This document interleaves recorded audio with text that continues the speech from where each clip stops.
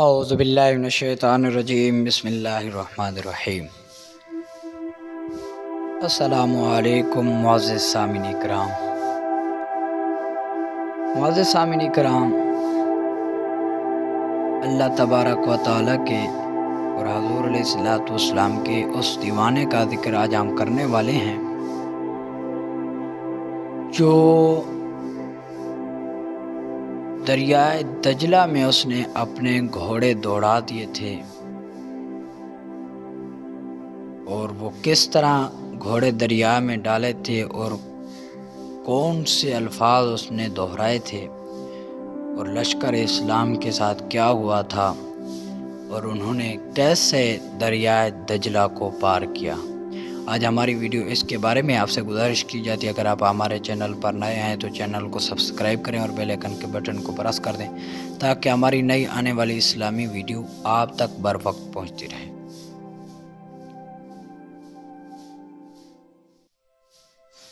واقعہ یوں ہے کہ دریائے دجلہ کی وادی میں کفر و اسلام کی جنگ ہو رہی تھی۔ یہودی لشکر تعداد کے لحاظ سے لشکر اسلام سے کئی گنا زیادہ تھا۔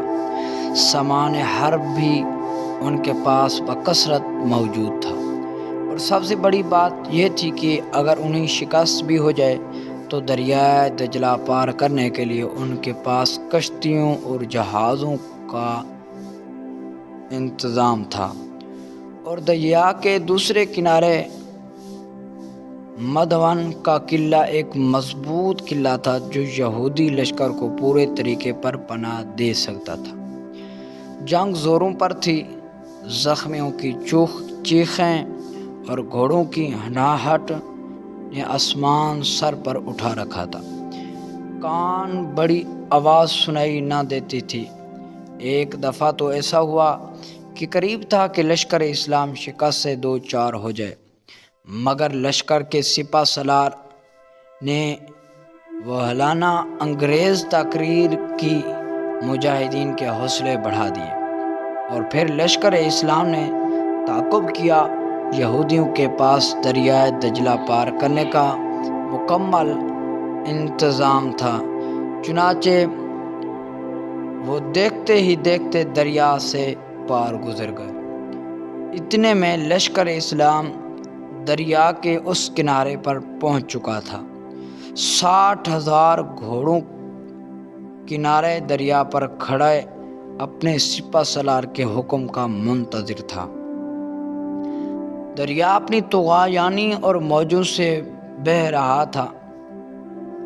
کسی نے کہا کہ دریا کو اپنی موج کی طغیانیوں سے کام، کشتی کسی کی پار ہو یا دریا میں رہے۔ تھوڑی دیر میں حضرت سپہ سالار آ گئے۔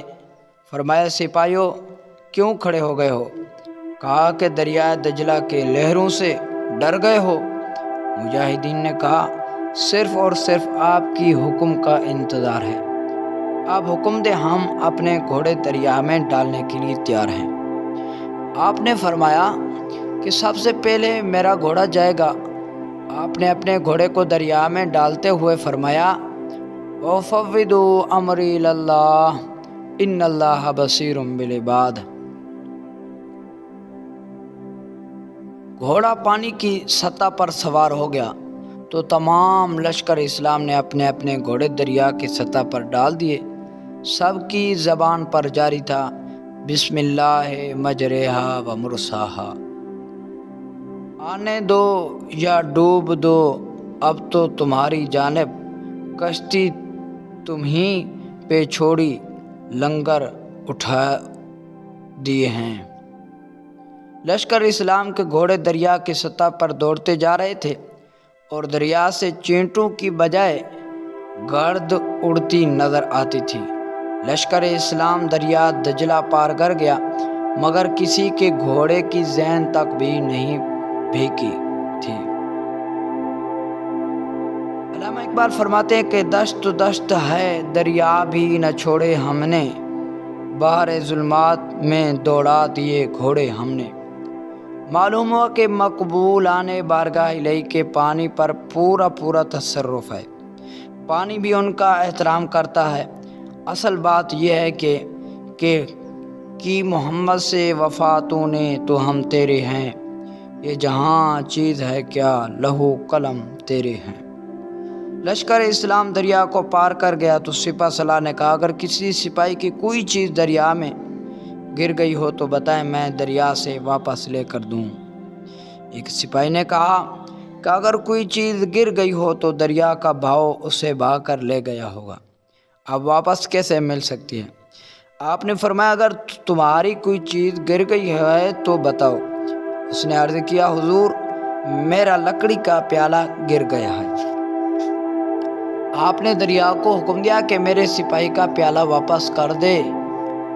پیالہ پانی سے بہہ کر دور نکل چکا ہے۔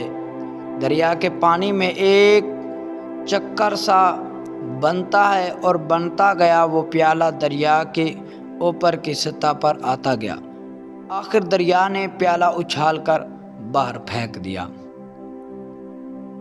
تو عزیزان قدر برادران اسلام، یہ تھے دین اسلام کے سپہ سالار حضور علیہ السلام کے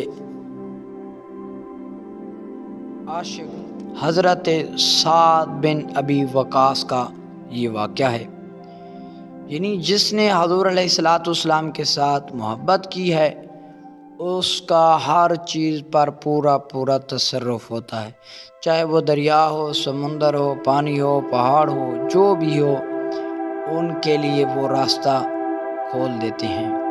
اللہ تبارک و تعالیٰ سے دعا ہے کہ اللہ تعالیٰ بھی ہمیں حضور علیہ السلام سے محبت کرنے کی توفیق عطا فرمائے اور حضور علیہ السلام کے ہر سنت پر عمل کرنے کی توفیق عطا فرمائے۔